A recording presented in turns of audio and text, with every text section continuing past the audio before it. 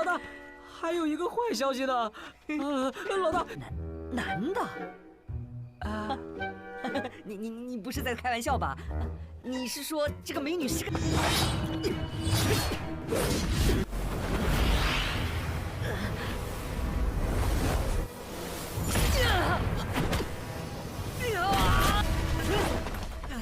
？Hai guys, balik lagi di DMV bersama Mimin yang kurang kerjaan yang hobinya cuma nontonin donghua. Gimana kabar kalian? Semoga selalu dalam keadaan baik-baik saja ya. Melanjutkan cerita The Shape of the Wind to Siam Era, yang dimana sekarang sudah mencapai episode ketiga. Gimana? Masih penasaran nggak sama kelanjutan ceritanya? Kalau masih penasaran, langsung aja nontonin channel ini biar tahu kelanjutan ceritanya. Dimana di episode sebelumnya memperlihatkan Lancelot yang tengah dikepung oleh Clancy karena dianggap sebagai Liu Yidao.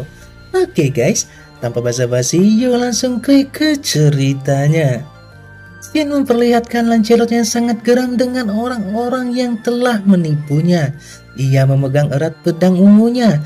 Sementara itu Genzen membuka suara seolah menantang Lancelot. Lancelot dengan kondisinya yang sudah sangat lemas sebab racun yang diberikan oleh si gendut. Ia pun menjawab dengan agak terengah-engah menahan rasa sakitnya. Sementara para prajurit di sisi Lancelot terus waspada, seseorang yang nampaknya memiliki kuasa yang cukup besar di daerah itu menantang Lancelot. Ia mengatakan bahwa jika Lancelot bisa menangkap tangannya yang berapi itu, ia akan mengakui kehebatan Lancelot yang ia anggap sebagai Liu Yidao itu. Tiba-tiba sebuah bom baut terlempar ke tengah area itu yang membuat mereka semua kesulitan untuk bernapas. Sementara Genjen berteriak kepada para prajurit untuk mundur dan melindungi mas kawin. Lancelot pun memanfaatkan keadaan itu untuk melarikan diri. Salah seorang prajurit kemudian berteriak melapor kepada tuannya bahwa pengantin wanita telah diculik.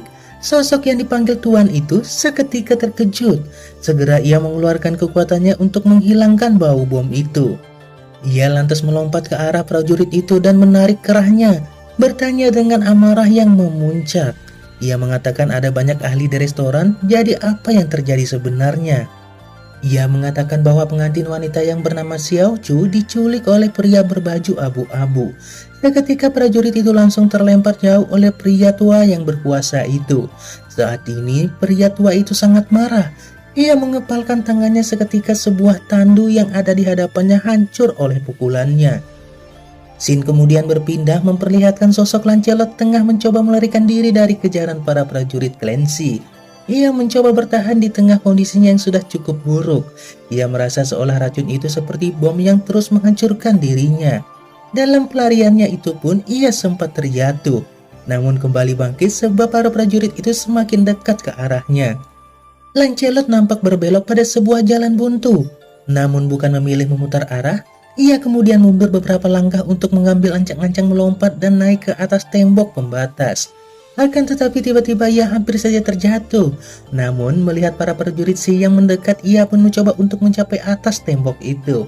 Sesaat setelah berhasil ke atas tembok, ia kemudian terjatuh ke bagian lain dari pembatas itu, yang ternyata itu adalah rumah berhantu yang ia lihat di episode 1 sebelumnya. Saat setelah mengatakan bahwa ia sedikit beruntung, Lancelot kemudian kehilangan kesadarannya. Kemudian flashback guys. Orang yang telah melempar bom bau itu ternyata adalah si gendut Yosue. Sesaat setelah itu, Yosue memperlihatkan kondisi di restoran, mencoba untuk kembali melemparkan bom bau di dalam restoran itu. Akan tetapi tiba-tiba saja seseorang berbaju abu-abu berlari ke arahnya. Namun, bukan untuk menghentikan Yosue, tetapi ia berlari menuju tandu pengantin wanita sembari berteriak akan menyelamatkan Xiaoshu. Pria berbaju abu-abu itu pun terlibat pertempuran dengan beberapa prajurit yang mengawal tandu itu. Beberapa kali ia melakukan serangan untuk dapat mendekati tandu itu, tetapi ia malah terdorong mundur dan jatuh ke tanah. Sesaat setelah itu, salah seorang prajurit ingin menyerangnya. Akan tetapi tiba-tiba sebuah kekuatan yang entah dari mana datangnya tepat di depan pria berbaju abu-abu itu dan menjadi tameng untuknya. Para prajurit yang menyerang itu pun langsung terlempar jauh ke belakang. Ia pun menoleh ke belakang ke arah restoran dengan tampang kebingungan. Kemudian scene kembali berpindah memperlihatkan wanita cantik yang masih setia memainkan kecapinya dengan seorang pria yang meminum arak tengah memperhatikan wanita itu. Si pria gendut itu kembali melakukan aksinya. ia melemparkan bom bau itu ke dalam area restoran dan memanfaatkan kesempatan itu untuk mencuri koin-koin emas. Ketika ia tengah memunguti koin-koin yang berceceran di lantai, aksinya tersebut terhenti. Ia tampak terperangah melihat wanita pemain kecapi yang masih tetap setia memainkan kecapi itu tanpa merasa terpengaruh dengan bom bau itu. Sebuah koin berputar kemudian scene pun berpindah, memperlihatkan bulan purnama yang bersinar cukup terang. Di bawah sinar rembulan itu, Lancelot tersadar dari pingsannya sembari terbatuk. Ia bertanya-tanya sedang di mana ia sebenarnya. Ia berharap itu bukanlah dunia bawah tanah. Kemudian ia berdiri sembari memegangi dadanya yang terasa agak sakit. Akan tetapi ketika ia bangkit, luka itu malah sembuh begitu saja. Ia menatap sekelilingnya, bertanya-tanya mengapa lukanya sembuh begitu cepat. Dia agak terkejut dengan pemikiran sendiri, memikirkan apakah dia sudah mati. Lancelot berteriak kecil dengan agak sedikit takut. Tempat itu nampak lusuh dan sangat dingin hingga membuatnya bersin. Sesuatu berwarna merah berterbangan ke arah sebuah pohon. Lancelot menuju ke arah pohon itu. Akan tetapi tiba-tiba ia tersantung dan seorang wanita melangkah ke arahnya. Wanita itu bertanya tentang keadaannya. Lancelot nampak agak sedikit salah tingkah dan menggaruk kepalanya yang tidak gatal. Lancelot bertanya apakah wanita itu peri dan apakah tempat itu adalah dunia peri. Kemudian dengan nada yang lembut wanita itu menjawab bahwa itu adalah taman Plum milik keluarga Sen. Pada awalnya ia beranggapan bahwa itu adalah tempat setelah kematian, sebelum tiba-tiba teringat bahwa itu adalah rumah yang dikatakannya berhantu. Ia menatap sekelilingnya yang langsung terasa mengerikan. Dengan sangat ketakutan ia menatap wanita itu. Lancelot terjatuh dan berteriak. Scene pun kemudian berpindah memperlihatkan si gendut Yosue yang nampaknya tengah menunggu Lancelot sesuai dengan perjanjian mereka sebelumnya. Ia sedikit bermonolog, apakah Lancelot yang ia kenal sebagai Liu Yidao itu sudah mati. Tiba-tiba saja sosok Lancelot berada di belakangnya dan dia agak sedikit kaget. Lancelot merasa sangat marah saat itu. Bagaimanapun juga sebelumnya Yosue telah mengkhianatinya dan membuatnya harus berada di tempat yang berhantu itu. Namun Yosue berusaha membela diri dan mengatakan bahwa secara keseluruhan Lancelot memang mirip dengan Liu Yidao. Tetapi Lancelot tetap tidak terima. Ia kemudian mengarahkan pedangnya ke arah Yosue. Yosue pun langsung mundur. Namun Lancelot terus mengungkapkan kesalahannya. Yosue sempat membela diri bahwa walaupun ia ingin berkhianat sebelumnya, pada akhirnya ia menolong Lancelot dengan melemparkan bom bau itu. Nampak Lancelot telah menimbang-nimbang keputusannya. Lancelot berpikir Yosue tengah mengkhianatinya satu kali.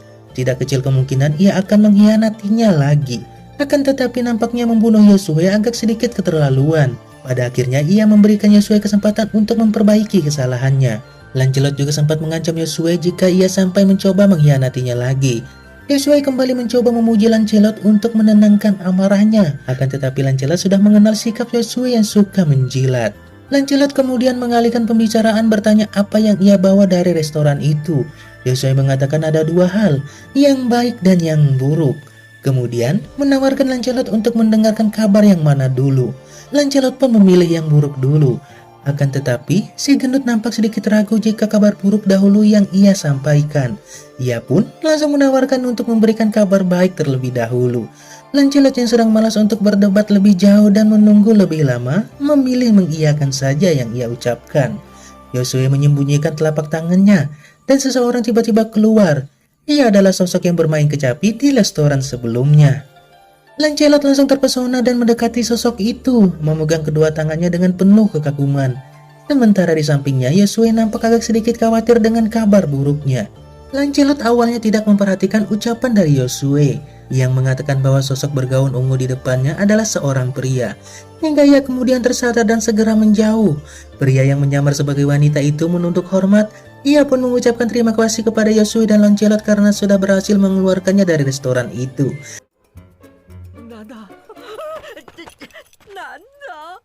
Lancelot dengan masih agak sedikit terkejut mengatakan pria itu adalah penipu. Pria itu memohon agar tidak melaporkannya ke pemerintahan. Ia pada awalnya tengah dijadwal untuk pergi ke Jongtu bulan depan. Tapi tidak ia sangka pencuri di Senla sangat hebat. Hingga semua uang perjalanannya habis dan dia tidak punya uang untuk membayar hotel. Sehingga ia disuruh mengenakan pakaian wanita untuk membayar hutangnya. Ia pun kembali berterima kasih dan menganggap Yosue juga Lancelot sebagai pahlawan. Yosue yang mendengarkan ucapan terima kasih dari pria banci itu, kemudian mengatakan bahwa ia bukanlah pahlawan tetapi pencuri.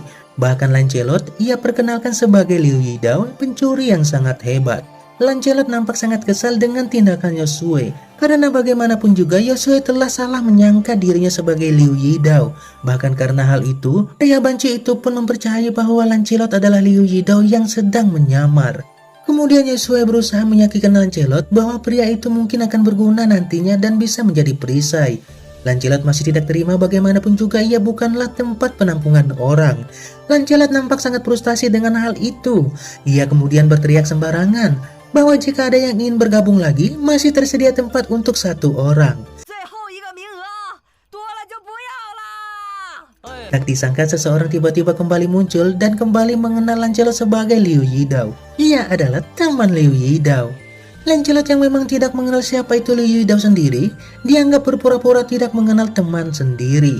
Pria berjubah wanita itu kembali berterima kasih dan memperkenalkan dirinya. Marganya adalah Gengoro. Kemudian dilanjutkan dengan pria pemabuk yang mengatakan dirinya adalah Wan Chilan, teman lama Liu Yidao. Lancelot kemudian nampak memperhatikan ketiga orang yang bergabung dengannya. Yosue adalah seseorang yang menurutnya harus diwaspadai sebab pengkhianatannya sebelumnya. Sementara pria bermarga Gengoro itu nampak cukup lemah dan tidak bisa diandalkan. Di samping pria itu, teman lama Liu Yidao, Wan Chilan, nampak agak hebat, namun apakah dia benar-benar teman Liu Yidao atau ia datang untuk memenggal kepala Liu Yidao? Kemudian Wan Chilan membuka suara. Ia menatap tatapan waspada kepada Lancelot. Lancelot kemudian mengatakan bahwa ia ingin menguji kemampuan dari Wan Chilan.